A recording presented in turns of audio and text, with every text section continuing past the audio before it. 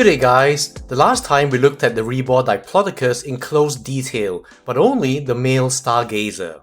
Here in part 2, we look at the female catch the rainbow, some interesting facts, then some comparisons with other Diplodocus models.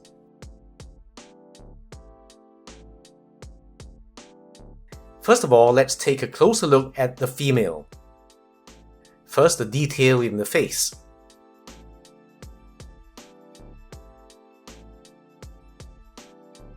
The jaw,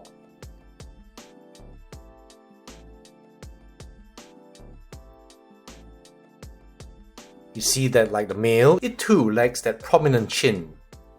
Like the male, the upper jaws look a little too vertically compressed, especially in the premaxillary. But otherwise the detail is really good. Now let's look at the rest. Continuing, we see once again the wonderful detail in the skin integument. And down the neck,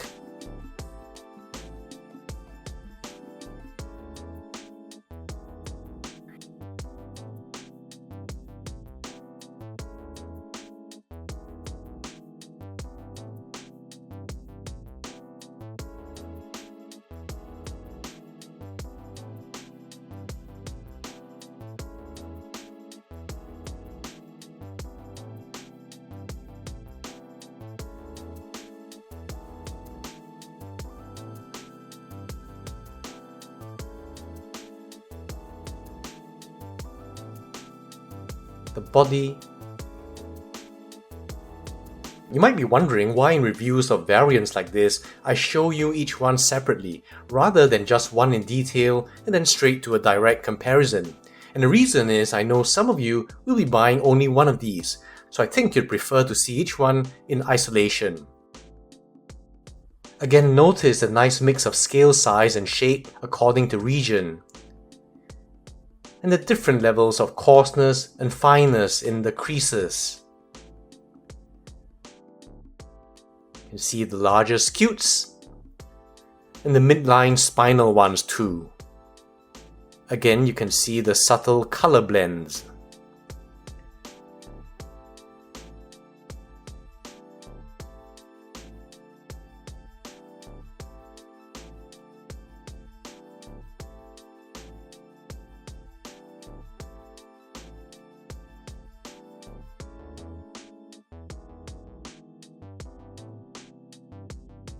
Then down the forelimbs,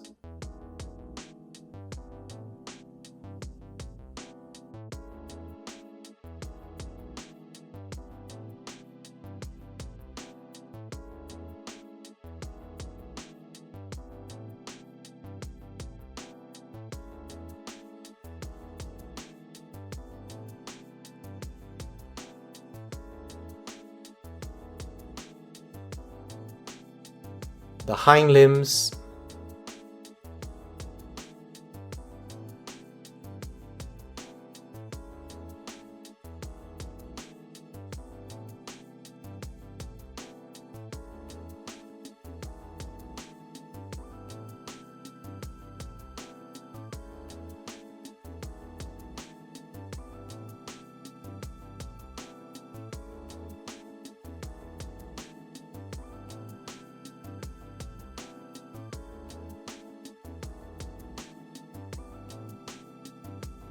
and the tail.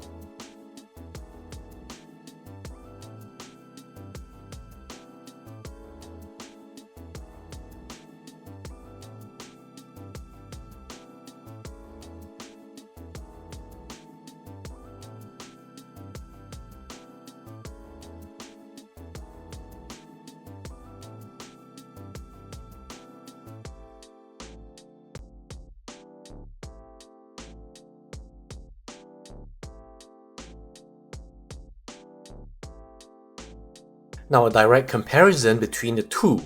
The only part of real difference is, once again, in the head and mouth. The mouth being closed in the female leads to one less seam, but there's still that joining the head to the neck.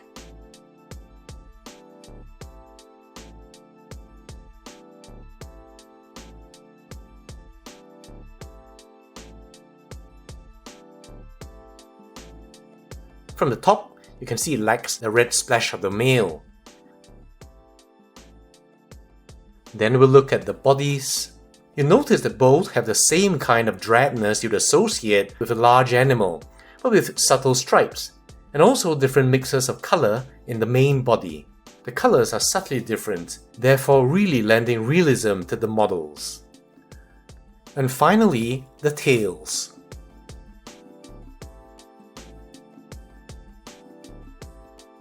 Now putting everything together. Again, everywhere else besides the head will be exactly the same, sculpt-wise. But because so much of this dinosaur is neck and tail, their posability and the differentiation in colour helps you create two almost unique models. And some crazy rich people with not just the money, but also the space, might want to buy an army to recreate a herd. Now any good model is going to stimulate points of interest, and I'll just share two of them here. The first has to do with, surprisingly enough, the skin integument. Now Rebor's wonderful rendition of the skin detail warrants a quick look at the Gallagher et al. 2021 paper on scale diversity in Diplodocus. It's a common theme for model makers to try to include plenty of detail for both aesthetics and interest. But the Gallagher paper really illustrates how much skin detail can vary in even small regions. In that paper, they describe skin associated with two ribs, and the fragments are divided into A, B, and C. Variations in each they nominate A1, A2, and so on, as you can see here. In general, the integument is made up of non-overlapping polygonal scales, but within that general theme is more scale diversity as well as orientation. For example, in section A1, you see some rectangular tubercles. And the most common polygonal scales are in both A4 and A3, but A4 branches off from A3 where these then transition to more distinct dome scales of less than 5mm and ovoid scales that are about 10mm. In fragment B, you have different areas B1, 2, and 3. The scales are similar in size to those on A, but with different orientations and some unique shapes. And in B1, you see very interesting bean and globular tubercles locked into a puzzle-like formation. In B2, you see an arching alignment, which the authors relate to the same kind of orientation seen in the alligator hind limb, suggesting that's where these scales were. Now that said, the paper admits they aren't able to exactly localize the various scale morphologies to specific regions, but the main takeaway is that these vary and represent transitions in different regions. The general idea is reflected in Rebor's sculpt here, the way that Rebor has included different shapes, sizes, and depths of scales done to such a fine degree that you don't even notice them until you're up close. And that's yet another feather in the cap for them as far as detail and realistic textures go. When this Rebor Diplodocus was announced with a flexible neck and tail, I immediately thought a no-brainer would be to talk about ranges of motion in the neck. The idea was, even if you could pose the neck in unlimited ways, what would be the actual limits given anatomical constraints? What would the feeding envelope be? However, I think you can see that while certainly posable, it's already self-limiting in how much you can bend it safely without cracking something. So it wasn't possible to achieve all the realistic or unrealistic poses I wanted to showcase. However, at the other end, the tail is in fact very posable. So an obvious point of interest would be its proposed use as a bullwhip. In fact, the Diplodocidae family, which includes both Diplodocus and Apatosaurus, belong to the clade Flagellicaudata, which comes from the Latin flagellum, meaning whip, and cauda, meaning tail. Diplodocus has about 80 caudal vertebrae, which decrease in size and complexity from base to tip. There are about 10 large, complex elements, then 40 intermediate ones, and finally 30 progressively smaller ones. Now these last ones are rod-like, without a neural arch, and biconcave, suggesting great intersegmental mobility. It didn't take a great leap of imagination to remark its similarity of design to that of a bullwhip. In fact, from Osborne in 1899, Hatcher in 1901, and of course we can't forget Barker in 1986, this idea was repeated. Certainly the idea of a herbivore punishing a predator by flagellating it mercilessly is a sexy one. Alexander in 1989 further suggested that the analogy of a bullwhip could be drawn further to include crossing the sound barrier with a sonic boom. So this is how it works. First, you swing the whip in an arc, where it gains angular momentum MVR, where m is mass, v is velocity, and r is the radius of the arc. You then abruptly reverse the direction of the handle relative to the tip, causing a wave to be propagated down. This is from the J.J. Hall's Whips channel, which I'll link to below. Because of the tapering tail, the mass decreases towards the tip, and also the effective radius also decreases as the wave reaches the tip. Angular momentum MVR must be conserved, so with both m and r down, v increases dramatically, reaching extreme velocity. An idea of the kind of taper can be appreciated in this simplified schematic of two caudals from a Petasaurus CM318 drawn to scale. Meervold and Curry discussed this in 1997. They stated the whip could certainly have caused a supersonic crack, and the energy needed for a Petasaurus to crack its tail was less than walking. Sivan et al. In a poster presented at SVP 15 detailed an interesting test of plausibility for achieving that supersonic boom. They created a quarter-scale mechanical tail based on a Petasaurus and then let it rip. As you can see, the further away from the base of the tail, the higher the maximum velocity reached. And considering just the tail tip, about 10 milliseconds near the end of the motion, they exceeded the supersonic barrier of 343 meters per second, or 767 miles per hour. However, they all collectively doubt it could have been used as a weapon. The final 2 meters of tail is only 1.8 kilograms, or 4 pounds, with a diameter of 32 millimeters, or 1¼ inches. Actually impacting a predator, especially at supersonic speeds, would have damaged about 8 to 25 vertebrae. Instead, they suggested that the supersonic boom would be the function itself and not a side effect of the use as a weapon. Now, making this noise could have been used to warn off predators, or for social dominance, and of course to attract girls. Interestingly, Conti et al. In 2022 analyzed the dynamics of motion of a 3D model of a whip-like tail using multi-body simulation and quantified the stress-bearing capabilities of the relevant soft tissues. They found that due to the effect of friction on muscle and articulation, and also aerodynamic drag, the tip velocity would only be about 30 meters per second, which is about 67 miles per hour, far below the sound barrier of 343 meters per second or 767 miles per hour. The good news is that with speeds dramatically slowed down, they bring back its suggested use as a weapon, either on predators or on each other. The tip travelling at 30 meters per second would be about equivalent to a golf ball travelling at 88 meters per second or 197 miles per hour.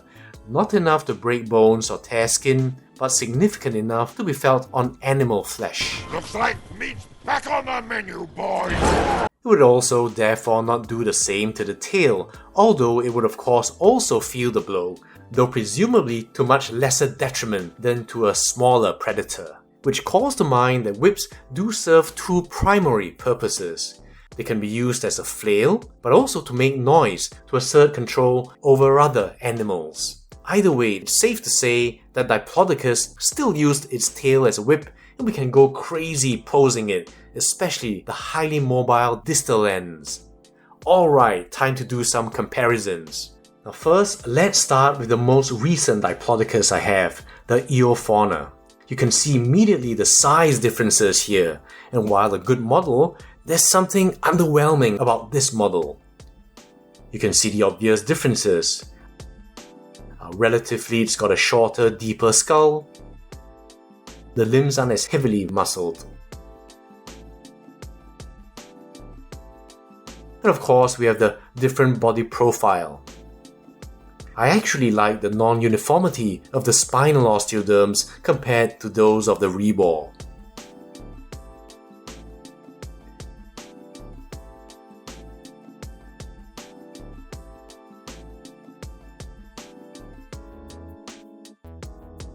Then we have the wild safari. Each time I see this, I'm reminded how much I love it. You have that very soothing coloration, but I really like how the tail curls upwards like this. Now that's something I wouldn't be adventurous enough to try with the Rebor.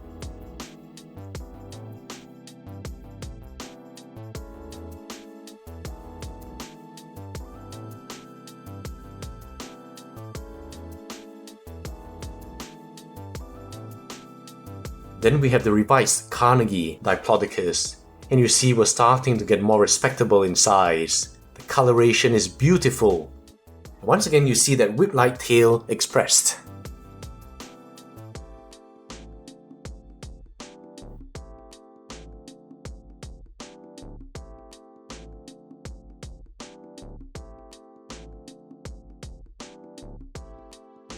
And finally, we have to look at the original for me, the first Carnegie Diplodocus.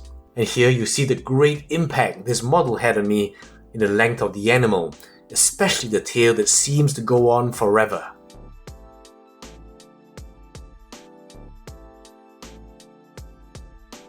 We have, of course, those elephantine legs, and the vertical orientation of the head and neck that was common in those days. But we also see the size of the model, and how grateful I am to finally see a comparably sized Diplodocus in the Rebor.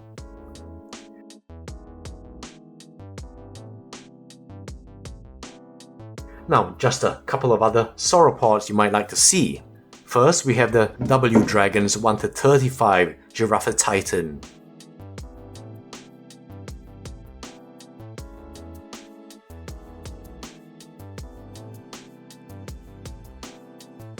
Then the still wonderful Collectae Marmoncesaurus.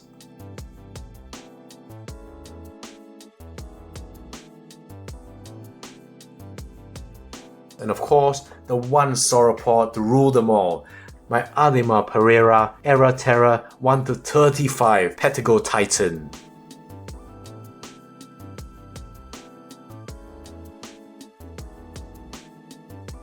And finally, of course, my universal size comparator, the PNSO Wilson T-Rex. So that's Rebor's Diplodocus. They've really delivered again, this time a sauropod, which is my favorite dinosaur group, and not just any sauropod, but an iconic one like Diplodocus. That we have something so updated in terms of form and sculpt, yet in the same size of the sauropods of old, it's a double delight. The posability of these figures does allow you to create models that look sufficiently different. And I have to say that in this offering, Rebor has, without exaggeration, made Diplodocus great again. And for that, I'm grateful. Alright, let me know what you think, and I'll see you in the next video.